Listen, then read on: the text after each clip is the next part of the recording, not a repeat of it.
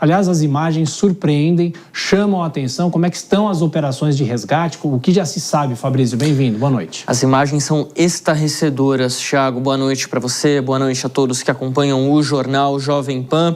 Olha, pelo menos 12 helicópteros do Exército do Nepal foram enviados para a região de fronteira com a China para tratar dos feridos, buscar por desaparecidos nessa mega enchente que atingiu a região dos dois países na madrugada desta quarta-feira. A gente está falando aqui de 114 pessoas que foram retiradas dessa região pelos helicópteros do Exército e 25 feridos graves que foram transferidos para a capital do Nepal, Katmandu.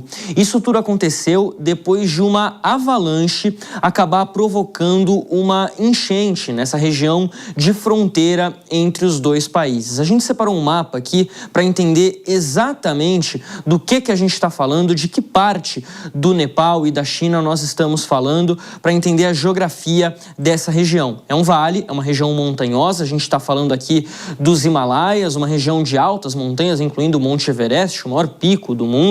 Essa região de Rasua é um distrito no norte do Nepal que fica colado com a região do Tibete, na China. Aqui vivem cerca de 50 mil pessoas. Não há ainda confirmação do que provocou essa enchente. Mas o que os geólogos acreditam que aconteceu? Uma avalanche, como eu destaquei, uma grande massa de gelo que pode superar ali os 500 metros de largura tranquilamente, caindo, despencando do alto de uma montanha, do alto de uma geleira e caindo em direção a um rio. Aqui você tem dois rios. Você tem o rio Trishuli, que é esse que está aqui pintado em vermelho, e um pouco mais ao leste você tem o rio Botekoshi.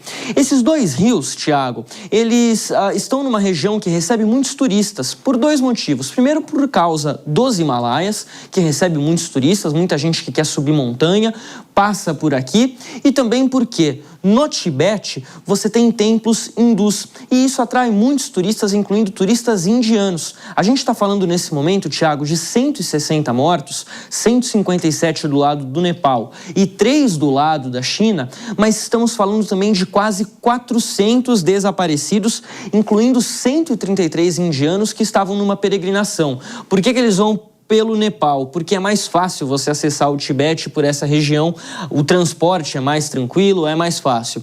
E aqui as cidades atingidas, os povoados, os vilarejos, ficam no pé das montanhas. O nível do rio sobe rapidamente depois que esse deslizamento, que essa avalanche acontece, porque ela bloqueia a vazão do rio e depois a água acaba escoando pela região, acaba inundando tudo que vê pela frente. Uma cena desesperadora que a gente acompanhou, de inundações, levando tudo que via pela frente, a água acabando com tudo. Lembra muito o que a gente viu alguns anos atrás aqui no Brasil, em Brumadinho, em Minas Gerais, mas numa escala muito maior. Casas colapsando, deixando tudo para trás sem sobrar nada. É muito difícil numa situação como essa você encontrar sobreviventes com vida, porque a lama, ela dificulta a movimentação das pessoas, elas ficam ali presas, submersas na lama, com dificuldades para respirar, sem contar, claro, as lesões corporais que isso acaba causando e a dificuldade de você levar suprimentos para essas pessoas.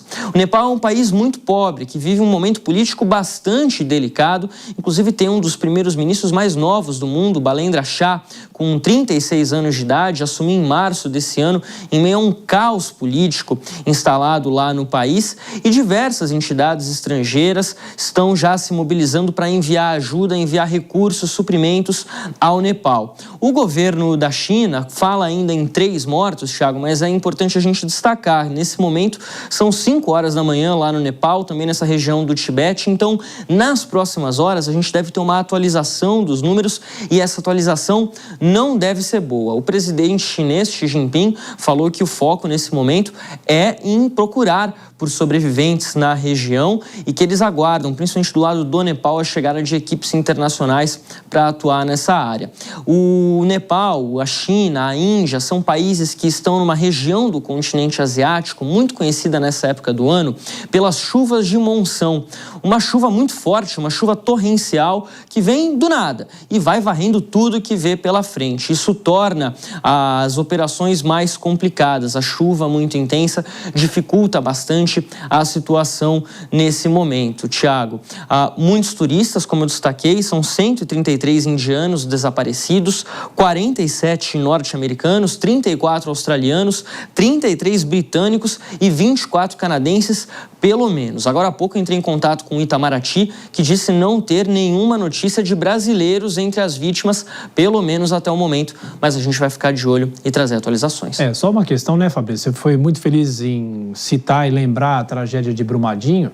A gente se recorda que o número de vítimas foi calculado com o passar de semanas, meses e até anos, né? Sim. Corpos foram encontrados depois, muito depois. Então é o que infelizmente deve acontecer. E como você destacou, é um país pobre, um local pobre, com poucos recursos.